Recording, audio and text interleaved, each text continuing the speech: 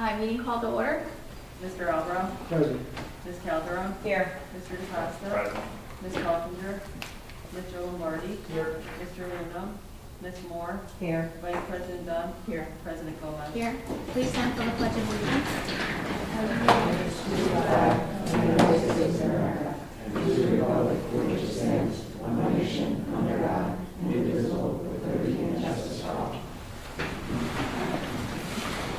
Board statements. In accordance with the provisions of the New Jersey Open Public Meetings Law, the New Milford Board of Education has caused notice of this meeting to be published by having the date, time, and place thereof posted in the Borough Hall and in the Milford Public Library. Notices have been sent to the record in the Twin Borough News. The board announces that under its long-standing policy, it will not discuss in public any comments made by members of the public concerning individual staff members. At this time, please be advised that all cell phone and electronic devices are to be turned off. Meetings of the board are open to the public, and all members of the community should feel free to participate. Before coming to the board, the chain of command should be followed. There are two portions of the meeting reserved for comments from the public. The first at the beginning of the meeting for agenda items only, and the second at the end of the meeting for other items. Issues raised by the public may or may not be responded to by the board, but all comments will be considered. The board requests that all members of the public be mindful of the rights of other individuals when speaking. Due to confidentiality and legal rights afforded by the state of New Jersey, members of the public are asked to not speak negatively or in a derogatory manner about any employee of the board or any student.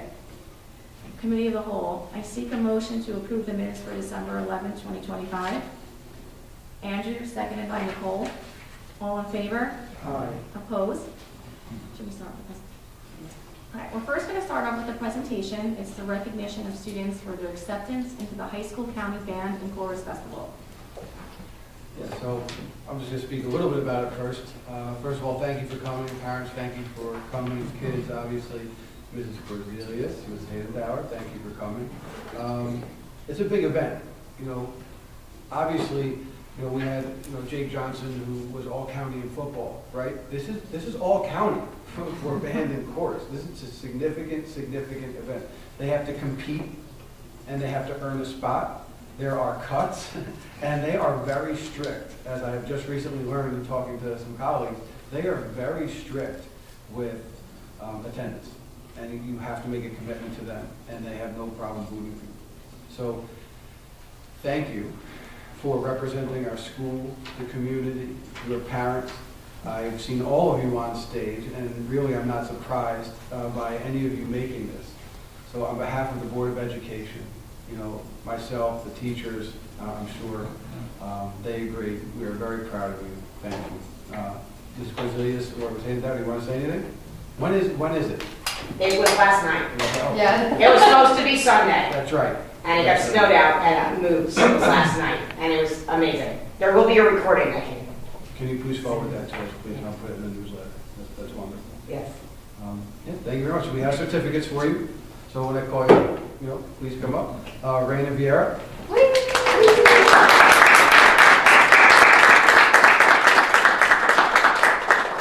So Raina, you were in Alto 1, and you are ranked like number 8 in the county. Top 10. Woo.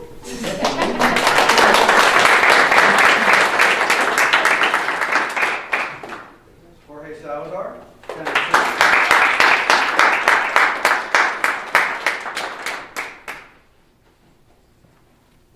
Looking forward to you in the museum. Christian Dionisio.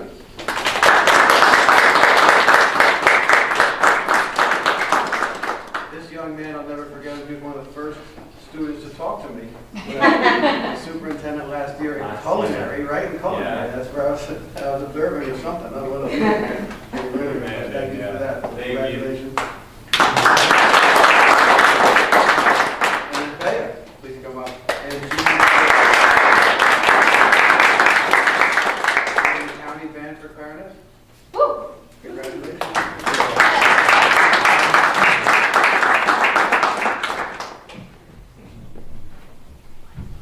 Can we take a picture?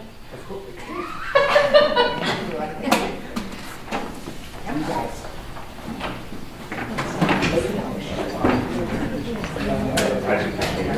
Yeah, take that.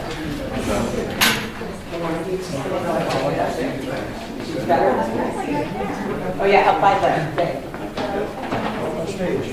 I actually have a bunch of extra programs too. Okay, some of them might have to share. I will also say that some of our friends here, this was their first time auditioning for this program, so the fact that it was one of their first times auditioning and they're getting in and getting such a great opportunity with other teachers around the county is it's really amazing. So they're a really great set. Thank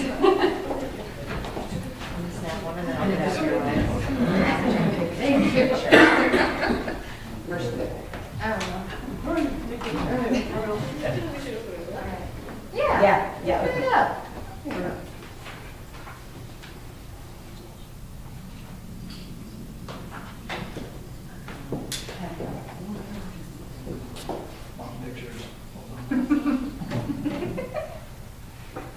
Thank you. We got one more. We got one more. Thank you. And thank you so much for your presentation. Good job, guys. Thanks so much. Good for you, look at us. That's got a treat for us. I know. Great. Yeah, let's follow the sound. Thank you so much. I didn't tell you. No, okay. Thank you all. Yes, you all can go. You all can go.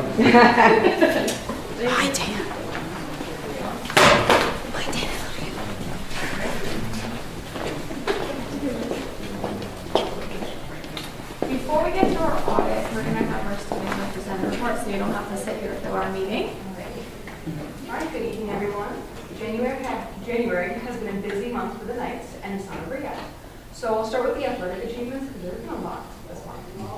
So first, Hannah Belfast set the school record for the high jump at 5 feet 2 inches in indoor track. She broke a 39-year-old school record, which I thought was very impressive.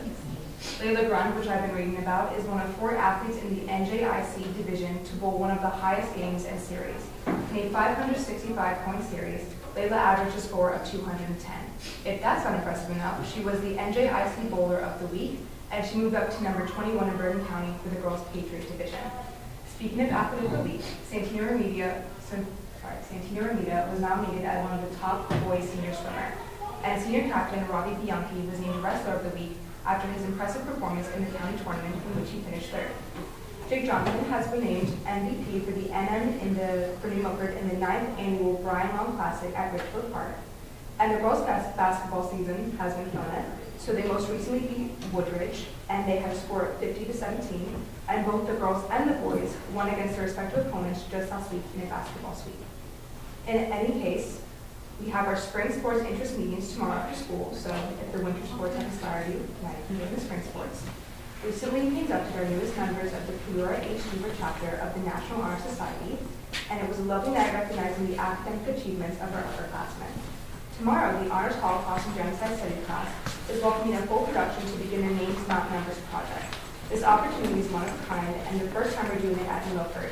We'll kick up tomorrow with an explanation of what is expected, and then next month, the project will continue as students have the opportunity to interview Holocaust survivors. Oh my God, you guys, if you're looking for an update on the musical, I'm your girl. This past Saturday, the production of Legally Blonde began its set though, with the help of the amazing Mr. Africana, who I heard is getting his own day, which is exciting, Mr. Preet, and many crew members. The big and probably pink set for the musical is in the works. We should be done just in time for the benefit concert, which is on February 7th, and it's a great night full of performances from talented alumni coming together to support the show before tickets go on sale shortly afterwards. Lastly, I wanted to remind everyone, especially students watching, that midterms are next week, and all students have been informed of the schedule and given study materials.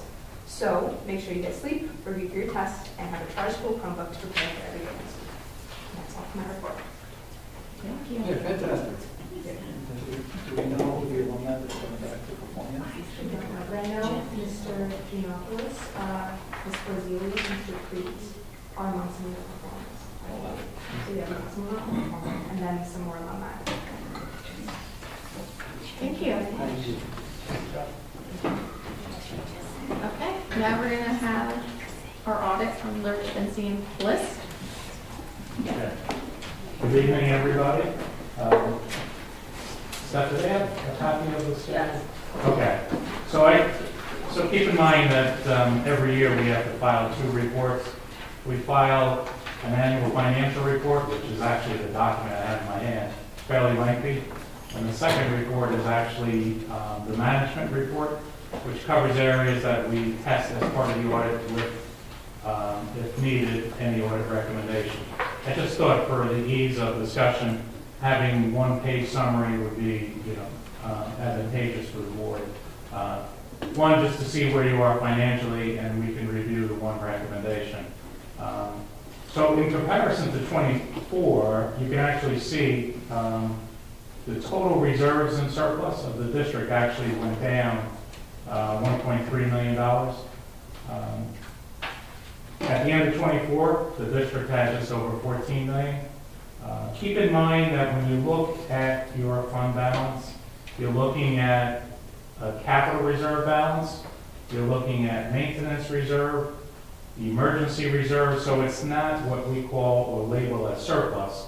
It's a combination of reserves and surplus. So capital reserve, just for the information of the board, are projects that you believe you will fund by paying cash.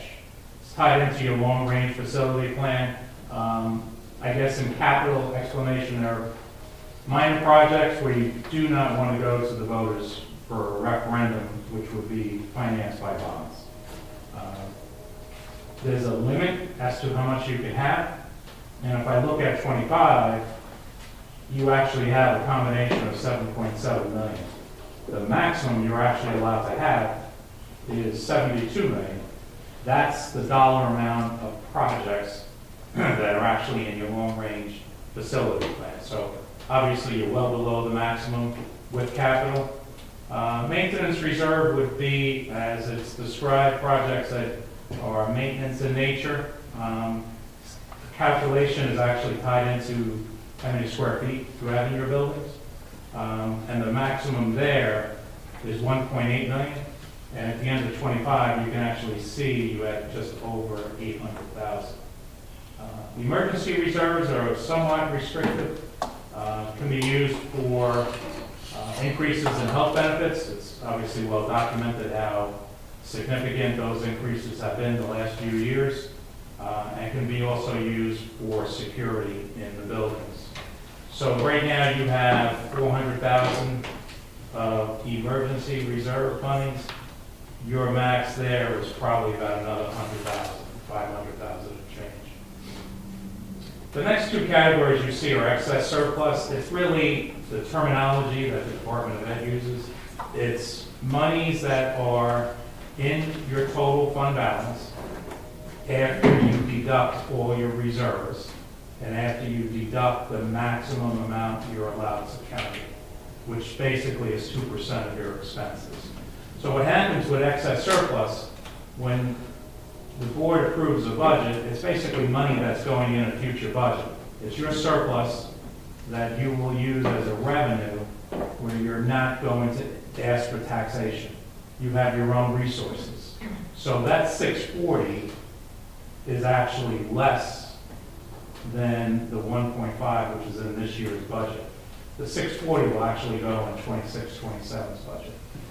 So there's a delay because of when the audit's filed versus when the budget cycle hits.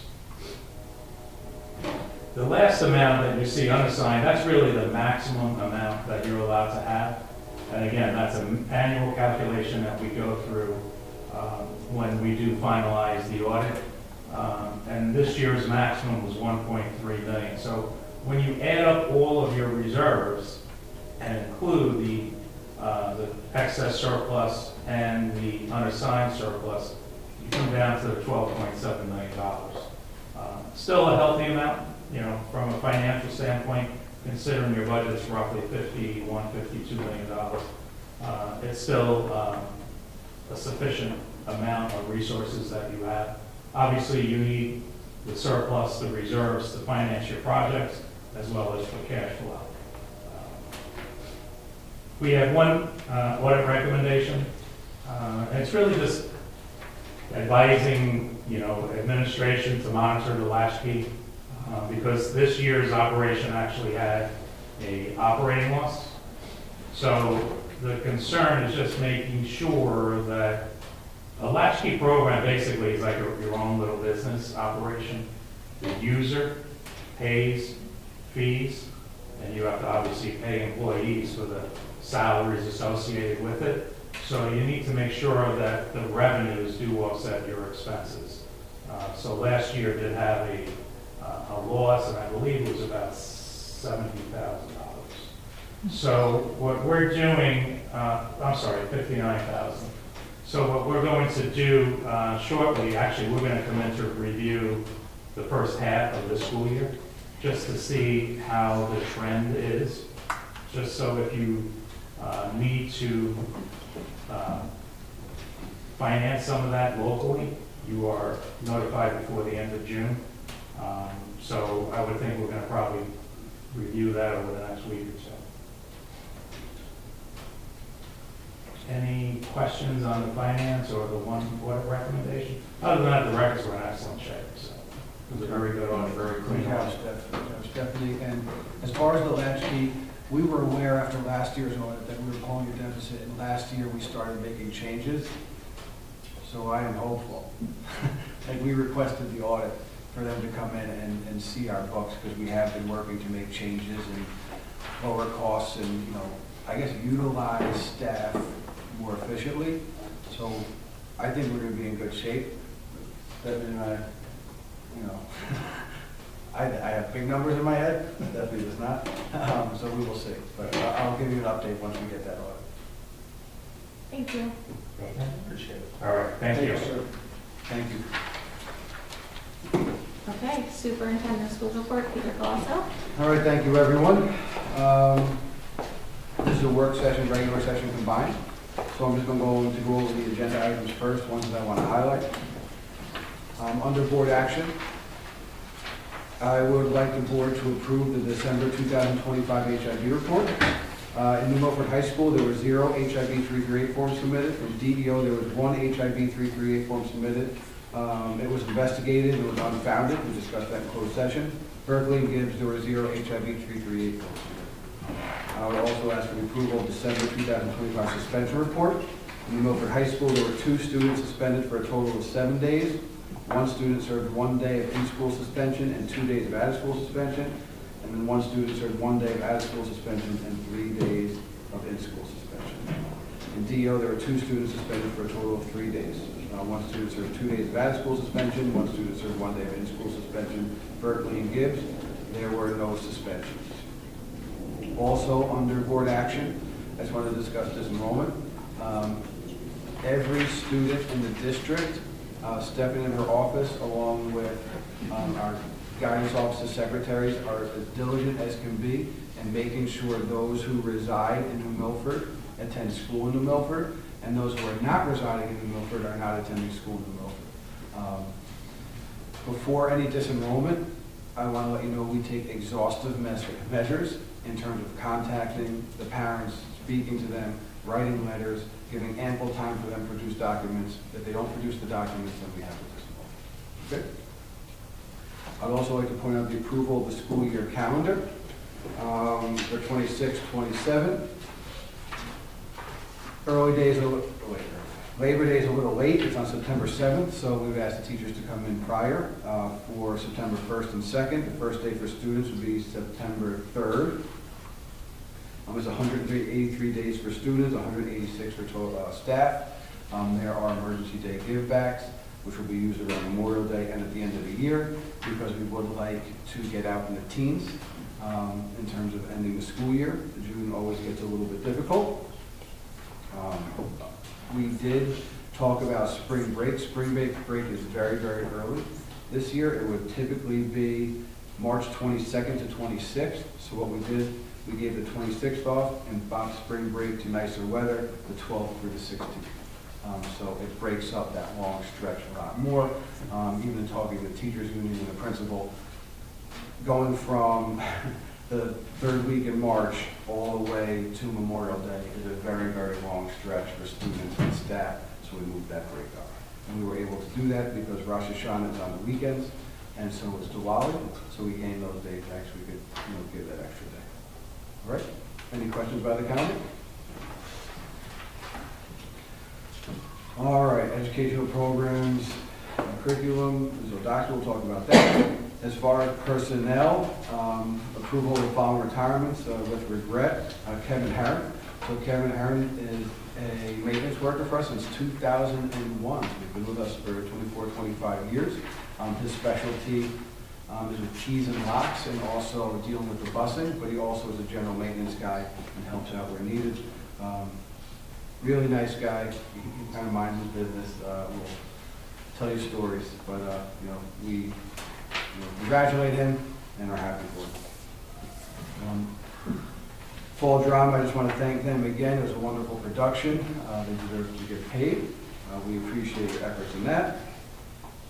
Finance, I'll let Stephanie handle, but I do want to point out the donation from the Ed Foundation. They donated a $6,000 printer. The reason being, we had an old printer that Mr. Pevney used to use, well over a decade old. The idea was to refurbish that thing, but no company around here has the parts. We have to get it off of eBay and refurbish it that way. So the Ed Foundation, instead of making like a $2,000, $3,000 investment that way, was just like, why don't we buy, a brand new one for you guys? And now, we can make posters and advertise better for that. I know Mr. Preet was very involved in this, and he is very excited. We want to thank the Ed Foundation. That is it for the agenda. Emma does a fantastic job with her report, so I can skip a lot of things there. But I do want to say thank you to the town. Over break, they were trimming and cutting down the dead trees around Berkeley. Saved us a tremendous amount of money. They're also going to help us dispose of the wrestling mats, because we did get new wrestling mats in a partnership with the town. Thank you. They're going to provide a huge dumpster for us, because chopping those things up is just not worth the time and effort. And also the police keeping us informed about the thin ice. We did, e-blast something out when they were on the pine behind Dorchester, and they contacted us. We blasted something out. And then obviously Friday, Hackensack River, they tried to traverse the Hackensack River. Kids will be kids. But I do want to say it is cold, but please just stay off the ice, please. Some legislation from Governor Murphy. A bunch of things that will affect the teachers, parents, everybody. Bell-to-bell phone ban looks like it was signed into legislation, and now we're just waiting for, more thorough overview of how to implement. We're already discussing it. But I also want to point out cursive was signed into, cursive was now signed into a bill for grades 3 through 5. Cursive is wonderful. Our generation all did it. We find the merit in it. But where are we going to put it? And how are we going to teach it? What resources? And then a big one, e-bikes were also affected by Governor Murphy signing into a bill that all children under 14 no more e-bikes, and that when you're 15 you need a license. So just like the moped days for us, it's now the e-bike days. It also affects scooters, correct? Yes. No license for scooter. No license for scooter, but they have to wear a helmet. It's mostly the e-bikes. It's mostly the e-bikes they're going after, and they whip around. They can go up to 40 miles per hour, so it's like a little motorcycle. We did have a No Hate in the State New Jersey grant. Doreen Zacher put together a quasi-club student organization that is called Unified Pathways, and it gives regular education students the opportunity to experience a day in the life of a student whose academics are RIT driven. And a bunch of districts put in their proposals, and ours was accepted, so we made it to the first round. So now there's an orientation, we have to submit documents, and we'll see if we get the grant, but we thank them for their efforts. They had an ice cream party with the kids, they made Sundays together. I did have one, great. But they're very, very excited. It's a great program, and it complements our Project Unified very nicely. I want to thank the Municipal Drug Alliance for the supporting the Black Poster Project. Black Poster Project, pretty emotional. Mr. Lunam actually spoke, has to do with, really just somber somber stuff, death, addiction. He spoke about, his family and listening to it. It affected the staff. You get teary-eyed. And I didn't realize just being here so long ago. I mean, he rattled off 6 students that have passed away that I taught that were in my classes and that I coached. So very powerful. We hope it affected the students, and we hope they never, touch these drugs and seek help when needed. Emma mentioned the names, not numbers. I want to elaborate a little bit. This is really, really exciting. So Hershey Roth, our social studies history, he's the head person in the history department. He took over Colleen 10 weeks ago. Huge, huge shoes to fill when it comes to just educating children, but also the Holocaust. So we have been looking to get survivors, actual Holocaust survivors, into the building. As you can imagine, very, very difficult to find. So we have been, like last year, we started with second generation survivors and brought in the children of survivors. And it was great. In, just networking, we hooked up with a rabbi from a non-public, and we were interested in what he could offer us, and he hooked us up with Names Not Numbers. And Names Not Numbers is going to come in, and they offer an opportunity where they bring in a filming crew, they teach our kids how to edit and everything like that, and they bring in, I think we're going to get 4 survivors in. And we actually interview survivors, and then they cut the film and everything else, so it's like all hands on deck. It is 21st century, perfect, while learning about the Holocaust, and then we have to do a big reveal at the end. So we are in the infancy stages. The first day is tomorrow, actually, where they're going to start introducing it to the kids. I think I get interviewed, Mr. Menapelli gets interviewed, but we're really, really excited. The fact that we're going to actually get Holocaust survivors in this building, and they trust us enough, and one of the programs that they chose to support us is phenomenal. I'd like to thank Hershey Roth and everybody else involved in that. The Elks Writing Contest, we have some bright kids in this district. I emphasize that, and I try to point out all the time all the awards and accolades that we get. So in the Elks Writing Contest earlier this year, students had to write, what does service to your country mean? 12 essays in Bergen County were sent to the state level. 12 essays in all of Bergen County were sent to the state level. 6 were from DEO. So congratulations to Rebecca Leon, Zawula Lucas Duarte, Mateo Valencia, Arthur Behetti, Gabe Rimarosa, and our very own Lorenzo DaCosta. So congratulations, and John told us he turned it in for Roblox. That's it. So that is great, congratulations. And again, 12 from the county went to the state, and 6 are from DEO. That is phenomenal. The updates on sports and co-curricular, I think she did an exceptional job. Emma did an exceptional job. She stole a lot of what I had to say. Other things going on, we had a Project Unified bowling match. It's the first of 4. We lost, but it was a hard fight. They bowled in Montvale Lanes. Thank you to those who took them. The set built for Legally Blonde, I actually popped my head in there. They were busy little bees in there. I mean, they had the wood delivered, they're reusing wood. They probably had at least 15 students helping out and being the tool handlers and lifting up wood. And then you had some really, really skilled, like union carpenters and everything else in there. So they do a really nice job. I'm looking forward to the second one. As they start erecting it, it's really neat because they have balconies and everything else. It's really cool. I think they're going to do another one this Saturday, hopefully. We had an elementary day of service on MLK Day, I think for the first time. The elementary schools, Mrs. Torrey took the lead on that and put it together and just offered an opportunity for students and teachers to volunteer their time on MLK Day. And they put together gift baskets for the homeless, did holiday cards. We had a lot of student volunteers. They got over 50 kids coming in, so it was very successful. I thank them for that. Intergenerational community service. This has been a huge hit. Where we send our students, the high schoolers, to the senior center, which is luckily across the street, and all they're doing in their rock stars is just showing them how to use smartphones and computers. So it's not even like these students have to train, they're just innate, they know it, it's second nature for them, and they go in and they look like rock stars. So they've done 2 sessions, and the first one was little, and the word got out, so it was bigger the second time. And now they would like us to discuss AI with them. So as senior citizens, you know, they hear AI, obviously they get very worried. And so we're looking to do like a little visual of like, hey, here's what AI, here's what Gemini can do. Like, give me a question, I'll answer it for you, you know.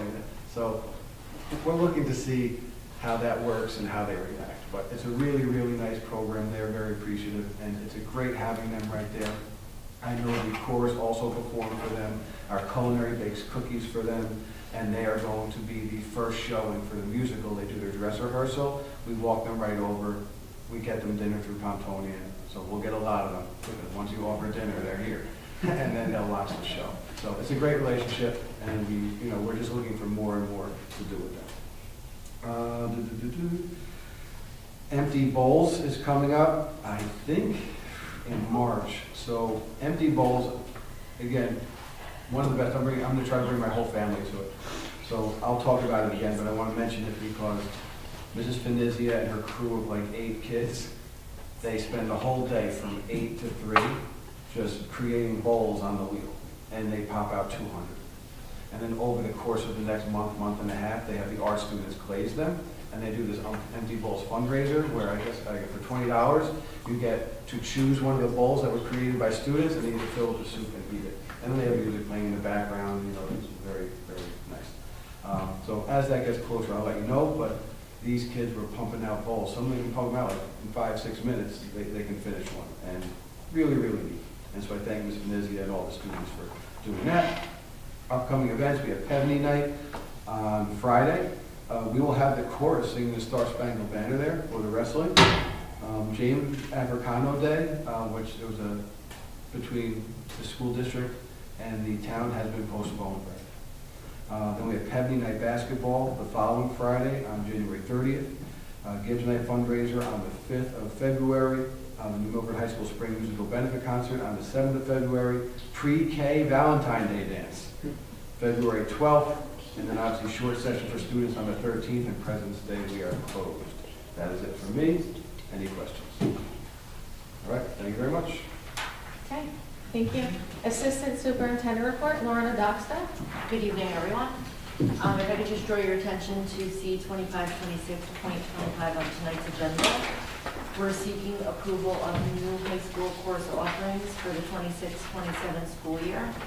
Each year, members of the high school faculty go through an established course proposal process where it's an opportunity for them to share potential new course offerings for next year's student body.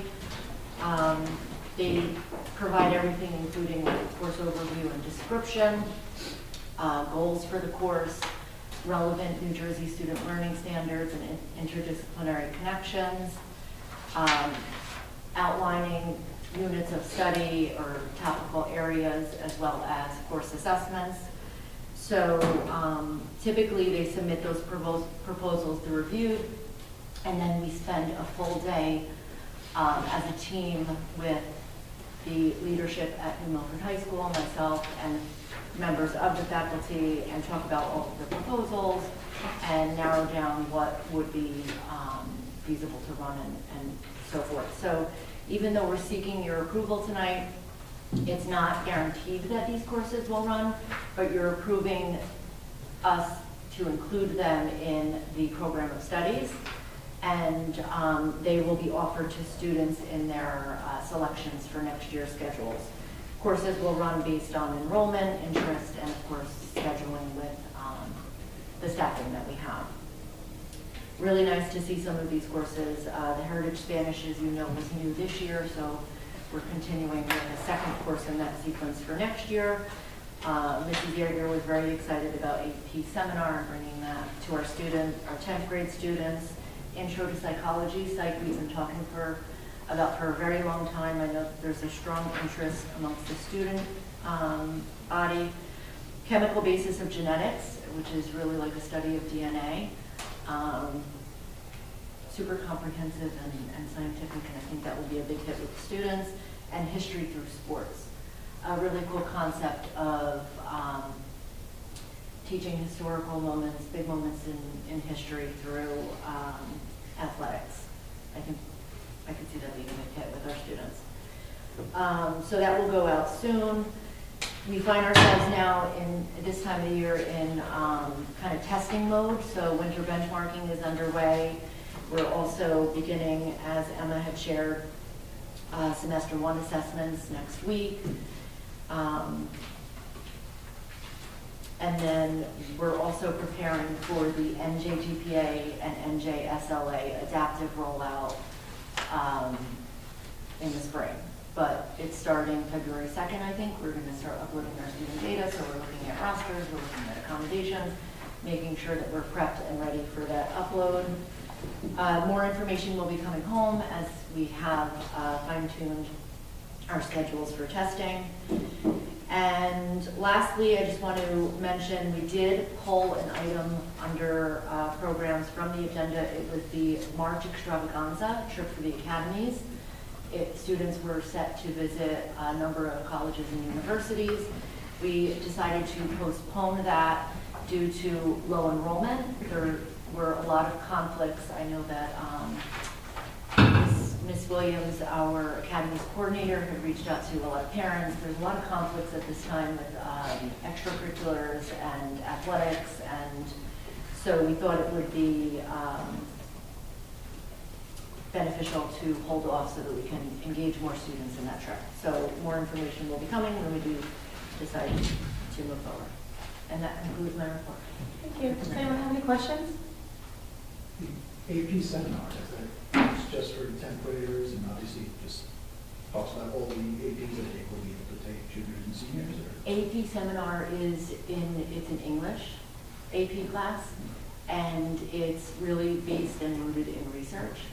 So it's not really an overview of all their AP offerings, it's just another offering, but that this will allow students to get an AP under their belt in 10th grade and then move on and take additional AP courses. Okay. Anyone else have any questions? Okay. Business Administrative Report, Stephanie Bouchard. Good evening. To start my report, just in what Gary reported on the audit, last year when the audit was presented to the board, unfortunately this is a repeat finding, but I just want the board to be aware that the 23-24 year latchkey also ran a deficit, and when the audit was presented at that point, I believe it was on the February agenda a year ago, it could have been January as well, we knew we were running a deficit, but we were so far down the path, there was really nothing corrective at that point we could do to fix it for June 30th. We took the measures to fix it for this year. So I think that's really important because unfortunately it is a repeat recommendation, so that's not great. It's not great that it's running a deficit, but we were aware of it and we took measures to correct it. And we believe we were corrected. Yes, the question is how correct is it? And we have very different opinions on that. Usually we don't have different opinions. No. That one we do. And I really think that it's important. The business office is like, nobody really knows about the people there, but to have a clean audit on a year of financials is really credit to the staff of the business office. Kate, who's the assistant business administrator, does a phenomenal job in all things accounting and procedural, and she's really awesome at what she does. And then Faith in accounts payable, there's not one thing that will get by her, and she's constantly going to vendors asking for the proof of documentation, and it's really a long effort of all of them really making sure that everything is done.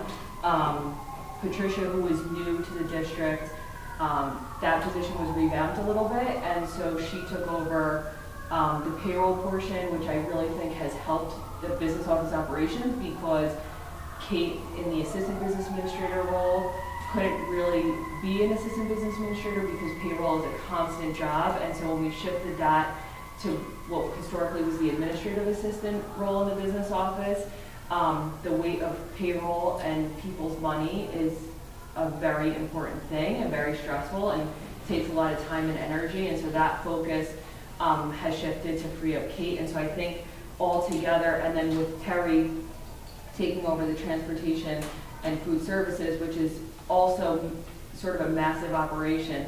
When you talk about a business office in an educational setting, we're here to educate students, and so anything not educational falls on the business side.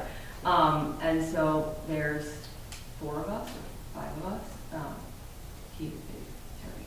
There's 5 of us in the office, all working together, and so I really think that they deserve, you know, all the credit in what came out of this year, just on all their effort and really working as a team. So I think that's important for you all to know, how seriously they take the financials of the district.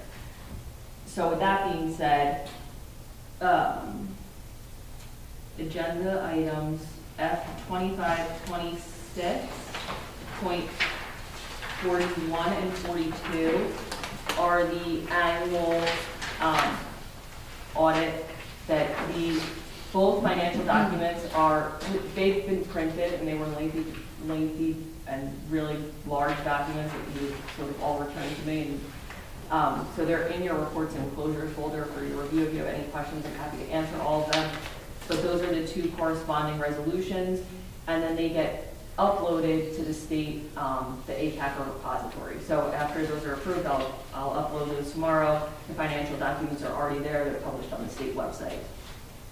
F25, 26.44 and 45 we spoke about this at length in the Finance and Facilities Committee meeting because the center core at the David Young's Middle School HVAC unit is heating and air conditioning, and it does not work. It is freezing out, fortunately, because it's the center core, all of the rest of the building, and because our boilers are high efficiency there, thankfully, it's not super freezing because there's no outer space. It's cold. It's really the main office, the nurse's office, guidance, and there's 1 classroom that's on that unit. The classroom is a tech classroom, and so all of the computers and everything are keeping them warm. So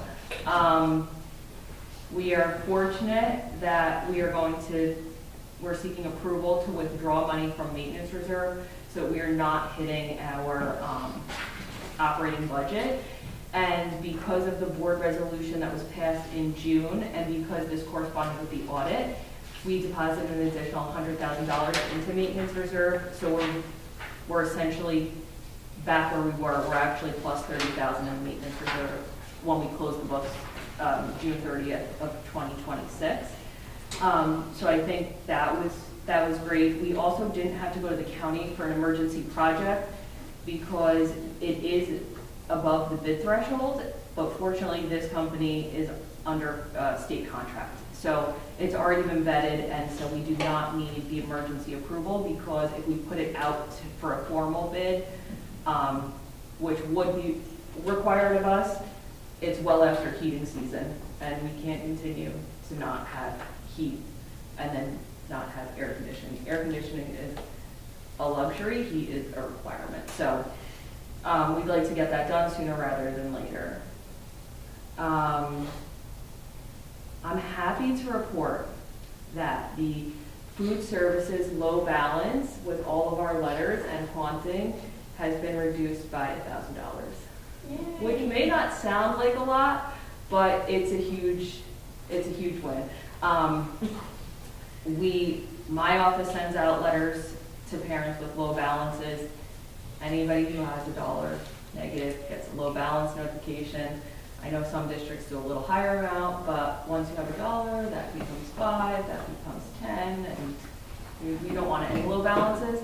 I know Angie, who works for Comptonian and runs the cafeteria, she sends them out. So I think families are really getting bombarded with them at this point and probably a little bit sick of us. So it's working. In terms of residency, I know Mr. Galasso spoke about this a little bit, but we never like to have students up for disenrollment, but we are requiring families for the first time, I believe, if you have a lease or if you have a C1, those are both one-year legal documents. And we now are able to run monthly reports that show us when those documents are expiring, and we're asking families to prove residency. Because what we've found is that when things come to me for disenrollment, a lot of times it's these types of families, and it's unfortunately because they're a lot of times transient and maybe they're living in a different apartment, but it's important because any correspondence that we send isn't reaching the families, and so, or they're no longer living in town. So these two families have not been compliant, and so we're seeking disenrollment so that we have a paper trail and we can disenroll effective tomorrow. We are, lastly, I received all of the budget items from the administrators. We were in the middle of developing the 26-27 budget.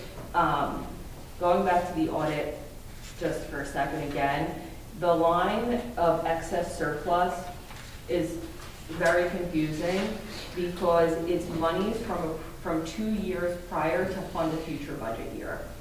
And when we're looking at our financial stability over the years and bringing the district to a better financial place, relying on 1.5 million and having to generate that money out of budget years is becoming more and more challenging. And so in an effort to sort of put us in a better place for the future, a much more attainable number is in the 600,000 range for a budget that's, just above $50 million. It's still, we'd love to have no money.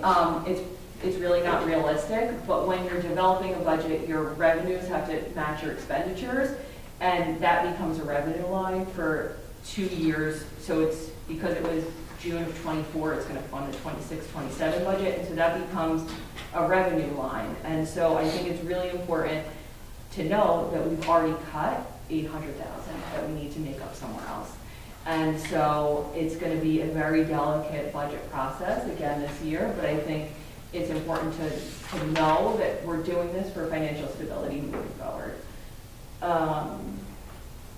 And that concludes my report. Tony?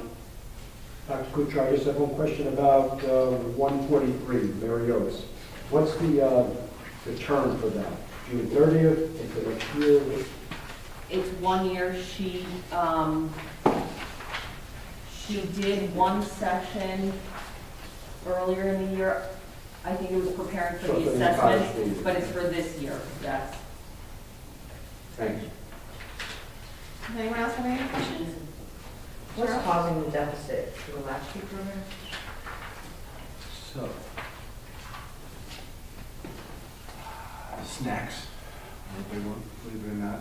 And so we ordered snacks last year. By mid-year, we were actually discussing Costco versus Pomptonian, and if we could go pick it up, and then we renegotiated with Pomptonian, and so that was a big one, believe it or not. Another one was just staffing in general with site managers, trying to use them more efficiently. The cost last year was very, very, very low. And so we made it, it's more realistic now to, I guess, fund the program now. So with those three things, we also taught those involved how to do Excel spreadsheets and money in, money out, and what we talk about with us. It's revenue and expenditure. That's all it is. And so now they submit spreadsheets to myself and Stephanie monthly, and they have their own projections. So that's why we're getting audited, because we want to see what their projections are and how accurate they are versus what the auditor says they are. So we really know how they're doing. So we do, based on those projections, we do think we're in much better shape, but we will get really down to exactly how much better we are after this last audit. Yeah, I think one other piece of it is that minimum wage has significantly increased, and then the majority, well, I shouldn't say the majority, but a large portion of that staff are students, and so when you're paying a student minimum wage and then you're paying an adult similar, like minimum wage as well, because that's what they've sort of been paid, but because now the students are higher, like, so there's sort of an inequity there, and so then the adults got raised a little bit. So the overall payroll cost with the increase in minimum wage significantly increased. Is it seasonal minimum wage or actual minimum wage? Like, are you allowed to use the, Minimum wage. are you allowed to use the seasonal? Maybe it's just, but no, this is throughout the year. Yeah. Throughout the whole year, yeah. So you can't break But it good up. idea, though. But good Fire idea. and rehire, fire and rehire, just Yeah. seasonal. Yeah. Yeah, seasonal work. Like But wrapping the presents. kids go regular, so how would that work? If you do it, I don't understand how that would work, because most of the kids are enrolled for a year. Yeah, it's just thinking outside the box and just exploring new things. But they, as the staff there does a really nice job. The kids are happy. I haven't heard any complaints. My kids have been asking, why are you here? I've been going back and picking them up at 6 when we close. That's a good sign. Yeah. So I do have to agree that they're very happy. Okay, anyone else have any questions? Okay. Any liaison board committee reports? Okay, I have one. Stephanie steals my thunder every time, so I am going to give an abridged one. The committee report was shared with you on G Drive, but the Finance and Facilities Committee met on January 13th. It's budget season, Stephanie's favorite season. Dr. Bouchard and the administration have been working hard on the budget. We discussed fiscal challenges and different ways that we're going to mitigate and address those challenges. We discussed future capital projects that we're exploring. And as part of our messaging, I just wanted to explain again what a capital reserve account is. So it's a restricted fund maintained within the general fund, designed to accumulate savings for future major capital projects. So if you see, and I'm not going to create any more, but it has to do with the long-range facility plan. So in the budget process, when there are cuts to certain things, but then you see us working on capital projects, there's a reason.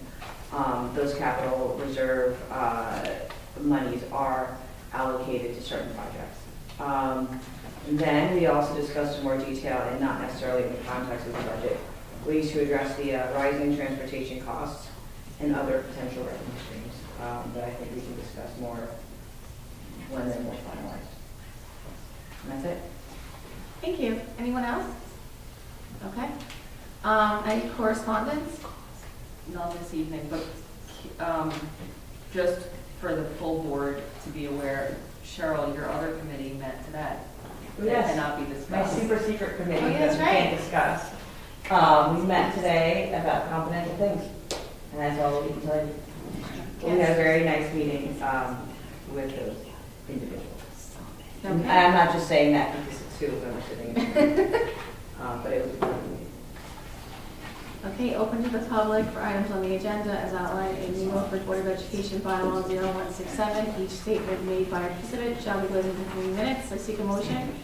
John, seconded by Cole. All in favor? Opposed? Okay, I seek a motion to close the public.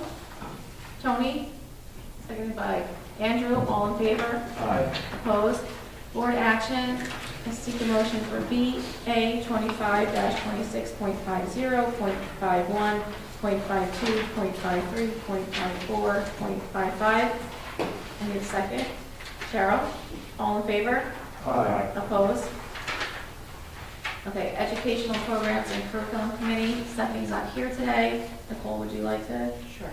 I seek a motion for C 25-26.24, .25, .26, .27. I need a second.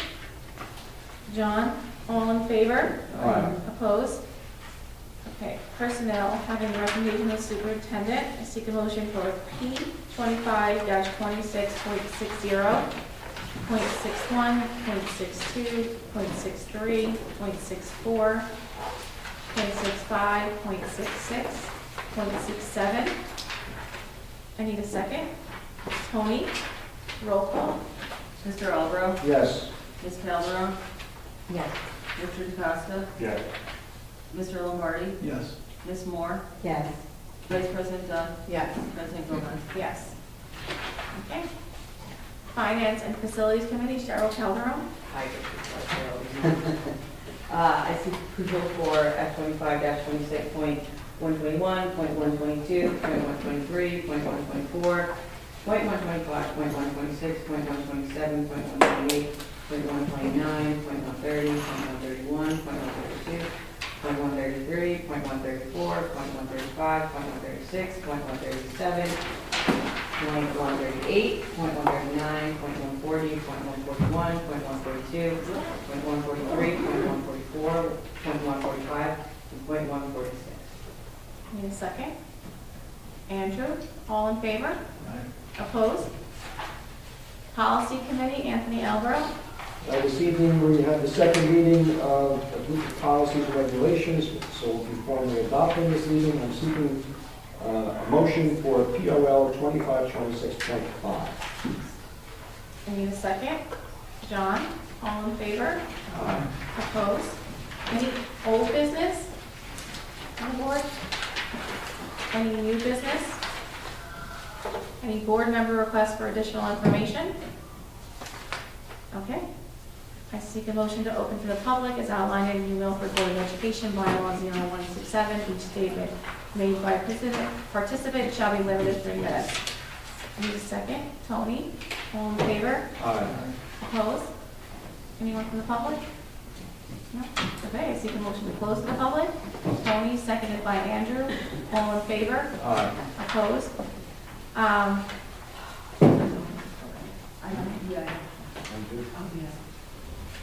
Okay. I seek a motion to go into close. It is hereby moved that the Board of Education adjourn into executive session in accordance with the provisions of Section 8 of the Open Public Meetings Act, Chapter 231 PL, for the purpose of discussion and consideration of matters pertaining to the following subject: personnel. The minutes of the executive session will be made available to the public when the need for confidentiality no longer exists. Need a second. John, all in favor? Aye. Opposed? Thank you.